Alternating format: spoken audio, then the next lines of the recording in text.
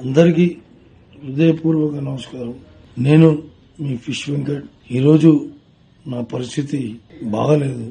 నేను షుగర్ వచ్చి బీపీ పెరిగి బాగా క్రిటికల్ గా ఉంది నా పరిస్థితి. అట్లనే కిడ్నీలు కూడా ఫెయిల్ అయ్యి day by day daily dialysis జరుపుకుంటున్నా. ఈ సందర్భంగా మా ఇంట్లో అంతా మంచి మంచి ఆర్టిస్టులు తెలుసు, పెద్ద పెద్ద హీరోలు తెలుసు, వెళ్ళి కలవచ్చు కదా అంటే నేను ఇప్పటివరకు ఈ హీరోల దగ్గర కూడా ఎప్పుడు కూడా పోయి కలవలేను. మామూలుగా షూటింగ్ ఉన్నప్పుడు మాత్రం కలవడం తప్ప మిగతాప్పుడు మాత్రం కలవడం అనేది ఇంపాసిబుల్, కలవలేను. సో ఇప్పుడు వచ్చిన పరిస్థితి కలవాలి అని, కానీ ఎవరిని కలవాలన్నా మనసొప్పక కలవకపోవడం జరిగింది.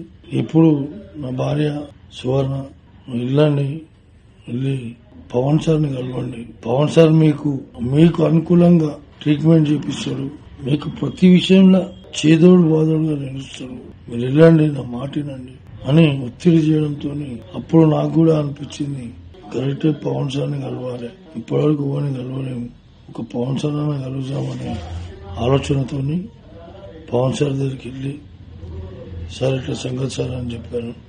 ఇమీడియట్ గా స్పందించారు.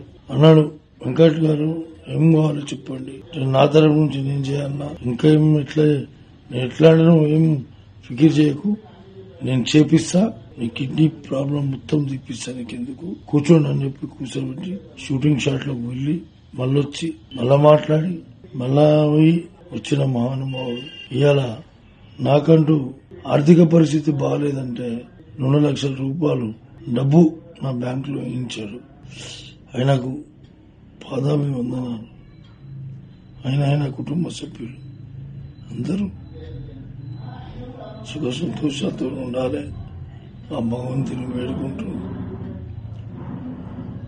ఆ లక్ష్మీనరసింహస్వామి ఆశీస్సులు ఉండాలి, ఆంజనేయ స్వామి ఆశీస్సులు ఉండాలి. పవన్ సార్ ఇంకా బాగుండాలి మనస్ఫూర్తిగా చెప్తున్నా. థ్యాంక్ యూ సార్, మీరు చాలా హెల్ప్ చేస్తున్నారు సార్. నా జీవిత కాలంలో మరవని హెల్ప్ సార్. నా కన్న తల్లిదండ్రులు ఎంతనో, తర్వాత మీరు కూడా అంతే సార్. మా కుటుంబ సభ్యులందరికీ మీరు కూడా మా తల్లిదండ్రులే కానీ సార్. ఎందుకంటే నా లైఫ్ లో ఫస్ట్ టైం నన్ను 2 లక్షల రూపాయలు ఆదుకున్న ఏకైక వ్యక్తి పవన్ కళ్యాణ్, డిప్యూటీ సీఎం గారు. మీరు ఎల్లప్పుడూ సుఖ సంతోషాలతోనే ఉంటారని ఆ భగవంతుని వేడుకుంటూ థ్యాంక్ యూ సార్, ధన్యవాదాలు. మీకు మీ కుటుంబ సభ్యులందరికీ పాదాభివందనాలు సార్. Thank you.